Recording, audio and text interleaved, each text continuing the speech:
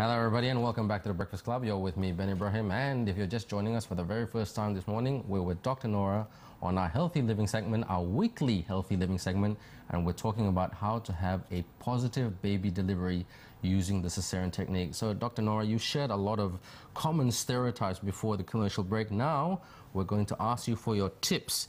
If someone does choose the Cesarean technique, what kind of factors do they have to consider, and what's the best practice that they have to go through? So 2 questions basically. Well, the first one is what sort of tips that they have to factors they have to consider. Yeah. First of all, the doctor that you need that's going to manage you, the healthcare provider, and also the hospital that you're going to have this baby, and preferably, of course, if you're going for a cesarean section, it has to be what we call a tertiary hospital, not a maternity home. Okay, not to have any issues with maternity home, because this is actually, whatever it is a major surgery. It is a major surgery. It is a major surgery, and you have to look into the possibilities of mother or baby and the things that could go wrong. You see, this is where a tertiary hospital, that means they have got the good support system in terms of an ICU, whether for the mother or for the baby, good theatres, a blood bank, and these issues have. I mean, you have to make that decision whether it's near your home, and also the financial budget, whether it suits your budget as well. Okay, then the other thing, your financial constraints. Yes, financial constraints. All this have to be discussed. Yeah, I mean, there's no. That's good. That's a very good point that Dr. Nora mentioned. Financial constraints, financial resources. Yes, see, because either way, also, if complications arises, what's going to happen? Do you have the resources as well? I'm just being too cautious here, lady, but nevertheless, you see, we have to be prepared. Of course. Okay? Yeah. But generally, it's very, very safe cesarean section. And we talk about mortality, death from anesthesia. It's like perhaps 1 in 7,000. Whereas if you were to go up in an aeroplane, you have a higher chances of actually dying from it, plane crash. So having said that, also, you must have your regular antenatal checkup to make sure that your hemoglobin level, your iron levels are there, that you have good nutrition, in terms of whatever underlying medical issues, whether they have diabetes, hypertension, all that has been ironed out. And should you opt for an elective cesarean section as well, certain things you have to be prepared. You see, since you're going to stay longer in hospital, so what are the things? The recovery time, Yeah, so you're going to stay longer, you have to bring a few more clothing. All right. But I also do recommend to bring your special lip gloss, okay? So I want you Vanity never goes far. Yes, I want you to be positive. So when you, because again, when you are going for a cesarean section, you can opt whether you want to have an epidural anesthesia or a general anesthesia. And I would recommend, in most circumstances, an epidural anesthesia, because then you're actually participating with the childbirth, during the childbirth. So we can hear the baby when we deliver the baby cries, and you can cuddle the baby, you can even suckle the baby immediately after birth itself. See? So these are the excitement that the husband will be there, you'll be there, and you participate, and actually you do recover faster. And having said that, in hospital, sure, in the first 24 hours, you might be a bit confined to the bed. But after that, then we do encourage you to try to walk up, to mobilize. Maybe you're a bit dizzy, but get some help. Okay? You can actually start having some nourishing fluids. And make sure also, post-delivery, your diet is also top priority. Right. No pantang, restrict water, restrict this vegetable, restrict that. No, you should have lots of fruits, vegetables, fibers, adequate hydration. These are important. And again, when, let's say, before discharge, check with your doctors again. I mean, discuss with your doctors. What are the possible things, or what are the things I have to look out for that I should be careful that I have to come back, and the things that you are concerned about if you go home after being discharged from the hospital. I mean, are you having some fever that's the symptoms very high afterwards, fever? Are you having excessive bleeding post-delivery, I mean, after discharge? Are you having some pus that's coming out from there? Are you suddenly developing rashes all over your body?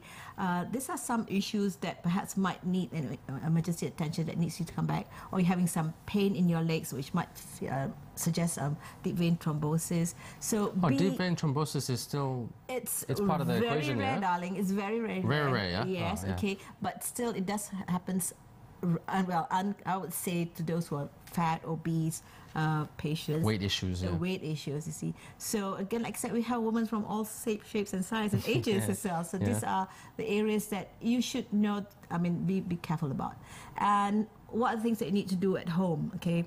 Have a good support environment, because after delivery, you don't want to be carrying anything heavier than your baby. In True. other words, no It's a heavy very good duty, point, yeah. no heavy duty Can work. cause injury as well. Yeah. Yes, you see, because your muscles are still weak, so we And don't fragile.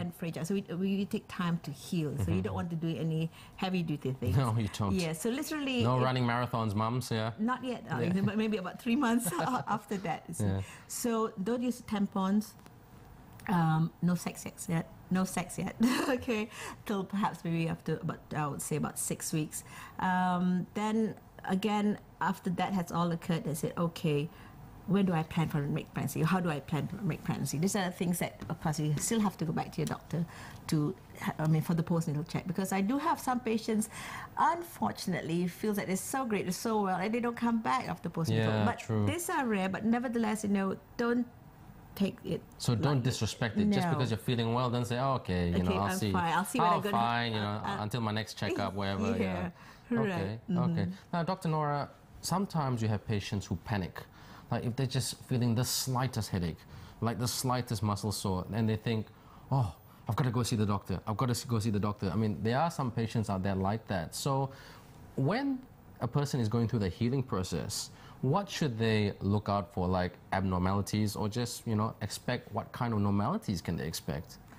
Well, even after discharge from the hospital, you will feel some aches and pain. The soreness will So be that there. is normal, yeah? Yes, but it would slowly go away it get less and less by about a week or so. So you actually feel less and less pain. But if you still have persistent pain or persistent headache, then there is something that. When you say persistent over a couple of days? I'm thinking of the possibility of sometimes a woman going through epidural, not unusually, sometimes, not uncommonly, I say, might have what we call a spinal headache from epidural. So in that case, even taking 2 Panadols, it won't go away. Taking fluids won't go away. So this is where they have to go. But if they just have a headache, then I would say drink more fluids. Fluids. Water is the key. Yeah, and breathe well. Perhaps you have to open your windows, get more ventilation in. These are some areas that you have to do, and try and relax and catch up some sleep. Maybe get someone to look after the baby so that you can catch up some sleep. Because all this fatigue, dehydration can cause all these headaches as well. Good point. And it's all about planning, like Dr. Nora said. Dr. Nora, unfortunately, we're just slightly running out of time. We could go on about this. This is such an interesting topic. And this interview was designed mainly for first-time mums to be in the year 2011. So, folks, we hope you've got some very good tips here from Dr. Nora. But before we go, Dr. Nora, can you please tell us a website of your company, or where people can find you on the web? So, if they want more information or how to contact you, all the above? Yes, you can read about PrimaNora from www.primanora.com. PrimaNora.com. And of course, if you go to that website on my resources, you can even look at some of the articles I've written in the star columns. And sure, if you have any infos, you can always just write in and I'll try to answer them. Okay, folks, Dr. Nora, gynecologist, founder of PrimaNora Medical Center, and most of all, a mother and a positive person. On behalf of Dr. Nora and myself, Ben Ibrahim, have a great Wednesday. We'll see you tomorrow morning right here on Bernama TV, The Breakfast Club. We'll see you soon. Have a great day. Bye. Thank you, Ben. It was fun.